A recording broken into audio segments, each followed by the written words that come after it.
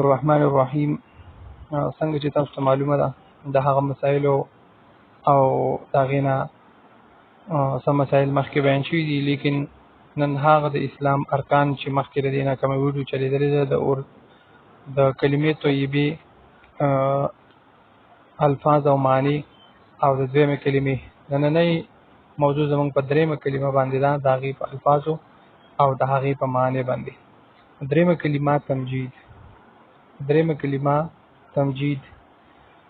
الفاظ د کلمې دا دي چې سبحان الله والحمد لله ولا اله الا الله والله اکبر ولا حول ولا قوة الا بالله العلي العظيم.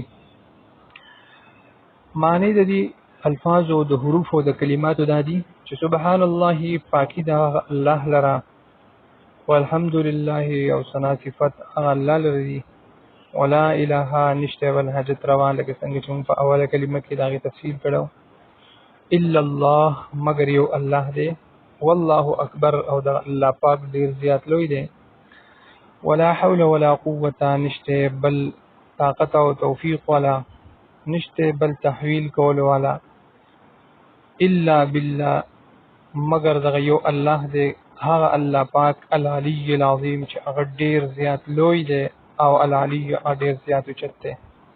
نو د دې مختصر معنو د لپاره زموږ چینل سبسکرایب کړئ، لایک کمنټ ورکړئ، زموږ حوصله افزایي وشي. داسې مختصر ویډیوګانو د اسلامي معلوماتو د لپاره زموږ چینل ته راشئ. وما علینا الا البلاغ.